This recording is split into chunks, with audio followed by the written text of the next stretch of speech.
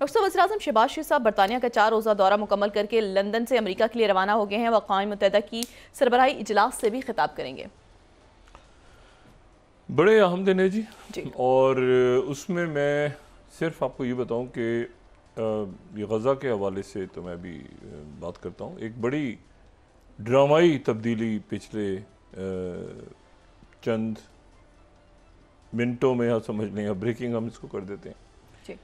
अचानक Steve Witkoff Qatar और बाकी जो मीडिएटर्स थे उनकी तरफ से प्रेसिडेंट ट्रंप को एक हंगामी तौर पे ख़त मौसूल हुआ है। सही। थोड़ी देर के बाद वो कॉन्फ्रेंस शुरू होने वाली है, जो कि 2 रियासती। तो प्रेसिडेंट ट्रंप को एक ख़त मिला है हमास की तरफ से। सही। कि हम 60 दिन की जंग बंदी पे फौरी तौर पे तैयार हैं और आधे यरगमाली हम इसराइल के छोड़ने जा रहे हैं अभी, और आप 60 दिन की जंग बंदी पे हम तैयार हैं। और प्रेसिडेंट ट्रंप जो हैं उनको ये ख़त जो है ये वसूल हुआ है अब से कुछ देर पहले। सही। और अभी जो इजलास शुरू होने लगा है, जिसमें बाकी ममालिक, कई ममालिक जो हैं वो मज़ीद फ़लस्तीन को तस्लीम करने का ऐलान करेंगे। और ये जो इजलास है ये यानी मंगल का जो रोज़ है, कल से बाकायदा अक़वाम मुत्तहिदा का सेशन शुरू हो रहा है। और आज जो है वो इजलास, ये इजलास हो रहा है जो कि फ़्रांस और सऊदी अरेबिया ने मुश्तरका तौर पे कॉल किया था 2 रियासती हल के लिए, जिसको न्यूयॉर्क डिक्लेरेशन हमने कहा था। अब इसमें जो है ये उस न्यूयॉर्क डिक्लेरेशन से पहले ये तय हुआ था, सारा तय हो गया था कि ट्रंप उसको वीटो नहीं करेंगे। ये एक अंडरस्टैंडिंग थी जो कि ट्रंप इंतजामिया की तरफ से तोड़ी गई है। ठीक है, ये था कि ये जब न्यूयॉर्क डिक्लेरेशन आएगा तो उससे पहले पहले बहुत सारे मामलात हो जाएंगे। काफ़ी महीनों से बात चल रही थी, दरमियान में नेतन्याहू ने कतर पर अटैक किया और सारी जो पूरी सूरत हाल उसके नतीजे में तब्दील हो गई। तो प्रेसिडेंट मैक्रोन तो वहाँ पे होंगे, लेकिन जो सऊदी वली अहद और वज़ीर आज़म हैं मोहम्मद बिन सुलेमान, वो वीडियो लिंक पे इजलास से भी खिताब करेंगे थोड़ी देर में। अच्छा, इसी दौरान मैं अभी गज़ा पे वापस आता हूँ, लेकिन एक और बहुत तारीख़ी वाक़या हो रहा है साथ ही, जिसको मैं नहीं चाहता कि हम जब अभी मशरिक़ वस्ता की या बाकी मामलात की बात करें तो ये बात ज़रा साइड पे रह जाए। और तो मैं अभी गज़ा पे वापस आता हूँ, फ़लस्तीन पे। लेकिन मैं आपको बताऊं कि एक नई तारीख आज और भी लिखी गई है। सही। और वो ये लिखी गई है कि चाइना से जी आर्कटिक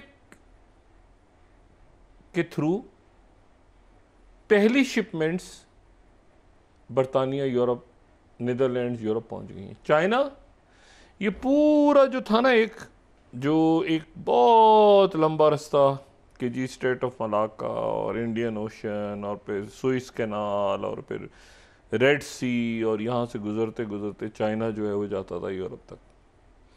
चाइना जो है वो आर्कटिक के थ्रू डायरेक्ट आर्कटिक। और मैं हमेशा ये बात कहता था कि ये यूक्रेन की जंग में ध्यान में रखें। अब रशिया तो नहीं कर रहा यूरोप के साथ तिजारत, पाबंदियाँ, लेकिन चाइना को रशिया ने जगह दे दी है और चाइना की मसनूआत बराह रास्त लैंड होनी शुरू हो गई हैं यूरोप में। ये बहुत तारीखी दिन इसलिए है क्योंकि इसमें नहर सुएज, इसमें स्ट्रेट ऑफ मलाक्का, इसमें रेड सी, इसमें उसे कतई ना सबसे हट के चाइना यूरोप के साथ डायरेक्ट हो गया। चाइना यूरोप के साथ डायरेक्ट हो गया और कई दिन और कई माइल्स जो हैं वो इसकी आप समझें कि कॉस्ट भी कम हो गई है और इसमें यानी कई हज़ार मील जो है वो रास्ता भी कम हो गया है, ख़र्चा भी कम हो गया है चाइना, और चाइना लैंड कर गया यूरोप के अंदर। अब जो द टाइम्स है, द टाइम्स मुस्तनद तरीन जरीदों में से, उसने इसको बड़ा एक खूबसूरत आर्टिकल, इस बड़ी खबर है 33rd China pioneers commercial route to Europe via Arctic. ये आप जहन में रखें, मैं हमेशा ये बात कहता रहा हूं कि ये जो भी 40 दिन जो है ये आधा हो गया। कंटेनर जो हैं ये इस्तांबुल ब्रिज इनका नाम, ठीक है ना, इस्तांबुल ब्रिज के नाम से जो चाइनीज़ कंटेनर है वो आधे 40 से आधे दिनों में वो पहुंचेगा। नया चैप्टर लिखा गया है ग्लोबल शिपिंग में। वो जिस ज़माने में जी आते थे ना ये जो यूरोप से कॉलोनाइजर्स, तो ये तो पूरा वो ढूंढते ढांढते जनाब ये कोई साउथ अफ्रीका से क्रॉस कर रहे हैं, कोई ये इंडियन ओशन क्रॉस कर रहे हैं, और ये तो अब ये करते करते जो है ये पहुंचते थे चाइना, और फिर सेंचुरी ऑफ ह्यूमिलेशन और जो भी कुछ वहाँ पे कॉलोनाइजर्स ने किया, चाइना आर्कटिक से पहुंच गया। जी ये एक हिस्टोरिकल दिन है कि चाइना आर्कटिक से यूरोप लैंड कर गया। और जगह आर्कटिक का तो रशिया है जी उस तरफ, तो रशिया है, इधर ग्रीनलैंड है, इधर जो है वो कनाडा है, चाइना तो नहीं है। तो किसने जगह दी? रशिया ने जगह दी कि आप दरमियान में आइस ब्रेकर्स के थ्रू निकलें, और यहाँ से निकल के चाइना का आर्कटिक में नहीं है, जी बॉर्डर चाइना का नहीं है। तभी तो प्रेसिडेंट ट्रम्प कहते थे कि मुझे ग्रीनलैंड दे दो, मुझे ये दे दो, मुझे वो दे दो। तो फिनलैंड और ये सारे मुल्क हैं थोड़े थोड़े से, अगर आर्कटिक का मैप हम देखें, और बहुत बड़ा रशिया है, लेकिन चाइना उसमें से चाइना गुजर के पहुंचा है यूरोप तक, क्योंकि रशिया की तो तिजारत पे पाबंदियां हैं, ईयू की, तो चाइना ही सही। तो इसे हिस्टोरिकल डे कि चाइना आर्कटिक के थ्रू यूरोप तक पहुंच गए। कोई और मुल्क इस तरह से जो है ये रास्ता, इतना शॉर्ट रास्ता जो है वो इख्तियार करके इतनी तेज़ी के साथ वो आगे नहीं पहुंच सकता। और इसको फिर ग्लोबल टाइम्स ने 32 अगर देखें तो सॉरी 34 देखें, 34 शीशियांग to UK, world's first China Europe, world's first, इंसानी तारीख में ये पहली दफ़ा हो रहा है, China Europe shipping route via Arctic Ocean officially launched. China Europe जी यूके, ये दरमियान में नीदरलैंड में इधर रुकते ये ब्रसल्स इधर उधर मुख्तलिफ बंदरगाहों पे रुकते चाइनीज सामान उतर रहा है, चाइनीज टेक्नोलॉजी उतर रही है। चाइना यूरोप जो है ना, मैं ये बात जो जिस हाल में पहुंचा दी है ना यूरोप को इनकी जंगों ने, जी अब मुझे लगता है कि वेस्ट की सेंचुरी ऑफ ह्यूमिलेशन का स्टार्ट हो रहा है। वेस्ट की सेंचुरी ऑफ ह्यूमिलेशन का स्टार्ट हो रहा है। तो चाइना बहुत सस्ता, बहुत कम कीमत पे इस वक्त उनके पास, चूंकि माशी तौर पे प्रॉब्लम्स हैं। ये भी हो सकता है कि रशिया चाइना को ऑयल दे और चाइना उनको दे दे,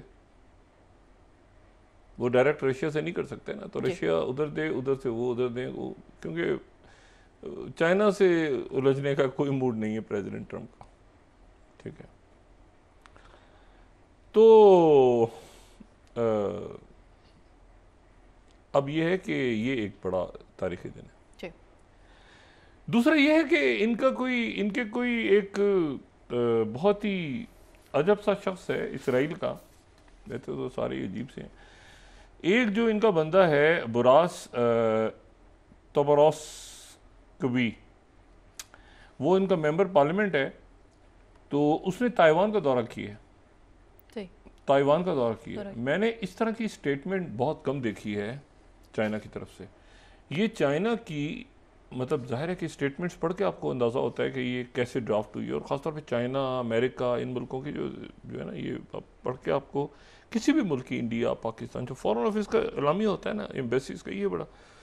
तो अगर फर्स्ट आइटम देखें, चाइना ने उस पर रिएक्ट कैसे किया है, चाइनीज़ एम्बेसी इन इसराइल, मैंने पूरा पढ़ा इसको, तो आखिरी 2-3 लाइंस पे मैं ज़रा थोड़ा सा मतलब ये मुझे ये ज़बान जो है, ये लैंग्वेज यूज़ हुई है इसमें चाइना की तरफ से, इसराइल के उस मेंबर पार्लियामेंट जो ताइवान का दौरा करके आया था, और वहाँ जाके मिला, उनके सदर से भी मिला ताइवान के, वहाँ पे उसने जाके जो है वो बड़ा जोर दिया कि जी आप आएँ और हम आपको मान लेंगे और फलां करेंगे और ये करेंगे, और उसने दौरा, बड़ा प्रोटोकॉल मिला ताइवान का। अब ये जो है ना वो आगे से ये जो चाइना की प्रेस रिलीज दोबारा देखें, वो ये कहते हैं कि his political credibility has been completely eroded and he is not eligible to represent the others. We admonish this MK, यानी ये जो पार्लियामेंट का रुकन है, not to delude himself that he can harm China's core interests and national sentiments of Chinese people without paying a price. Without paying a price. If it doesn't reign in the brink of the precipice, he will fall and be shattered to pieces.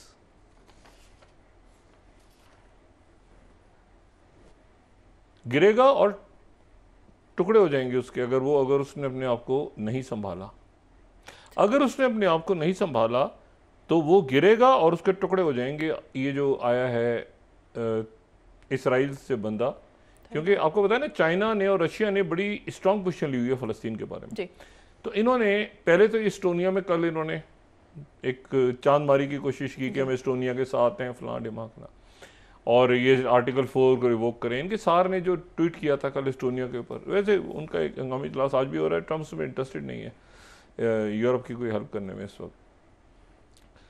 लेकिन यह है कि जो उसने tweet करके पहले तो NATO में घुसा, फिर इनका एक बंदा ताइवान पहुंच गया।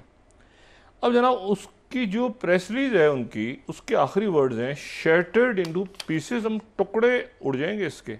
ये अगर अपनी इसने हदूद क्रॉस की इस बंदे ने, इसराइल के बंदे ने। मैंने इतनी सख्त ज़बान चाइना की बहुत कम देखी है जी।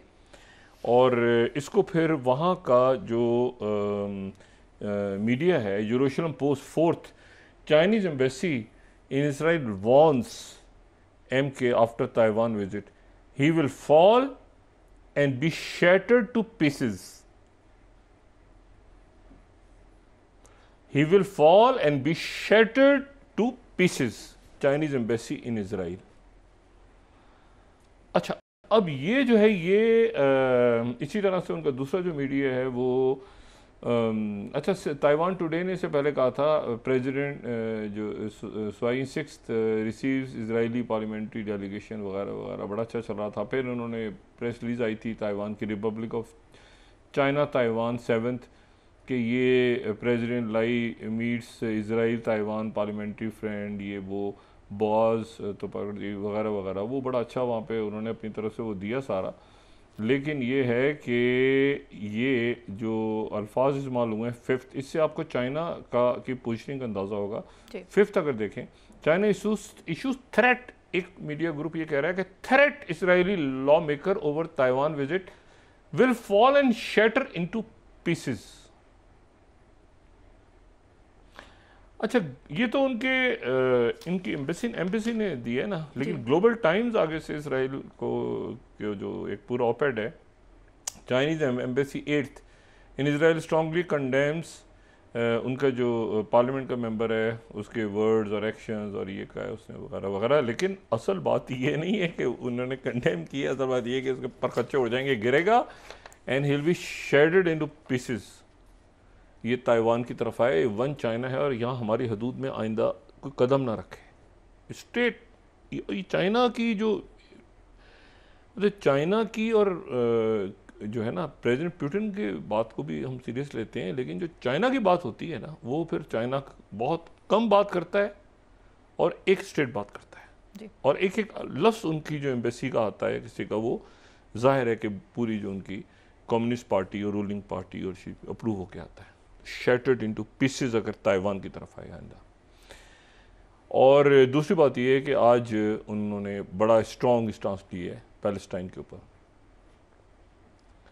ये जो आज अभी इजलास थोड़ी देर में शुरू होना है, साथ ही वो यूरोप पहुंच गए हैं, उस यूरोप में जहां पर यूरोप के कई मुल्क आज फ़लस्तीन को तस्लीम करने जा रहे हैं।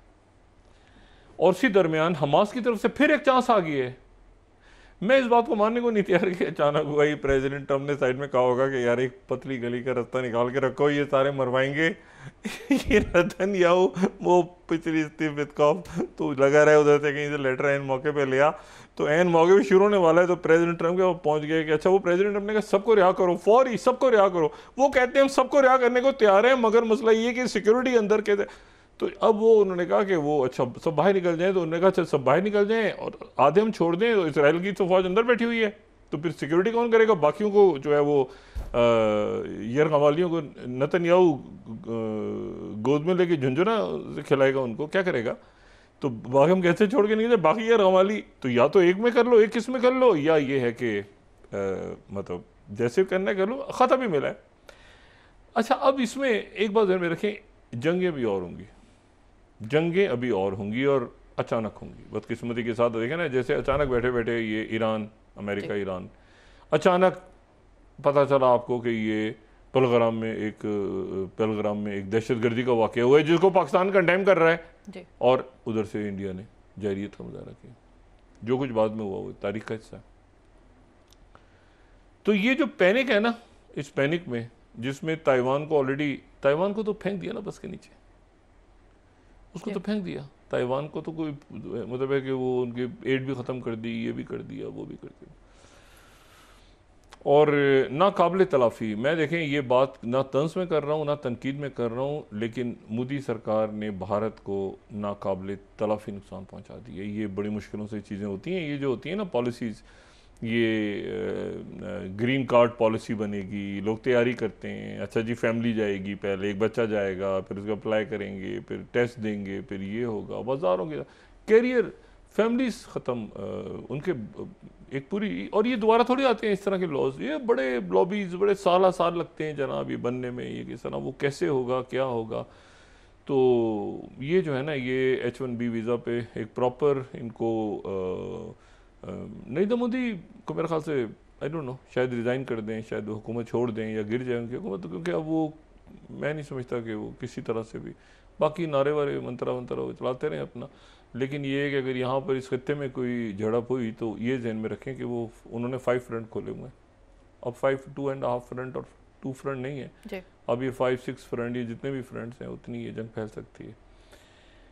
ये मैं कोई धमकी नहीं, असेसमेंट दे रहा हूँ कि ये अब वो, क्योंकि ये लफ्ज़ उन्होंने ही बनाया था 2 फ्रंट 2.5 फ्रंट, तो अब ये 2 या 2.5 नहीं, अब ये ऑल आउट सारे ही फ्रंट हैं, चारों तरफ जिधर देखूँ। एक ही नहीं का बड़ा अच्छा सा गाना है, दिन में आ गया इंडिया तेरी सूरत नज़र आती है, वो चारों तरफ जो है वो एक ही किस्म के फ्रंट्स हैं, वो नेपाल, मालदीव, बांग्लादेश, म्यांमार, इधर उधर। और गलती क्या, आपने साथ छोड़ा।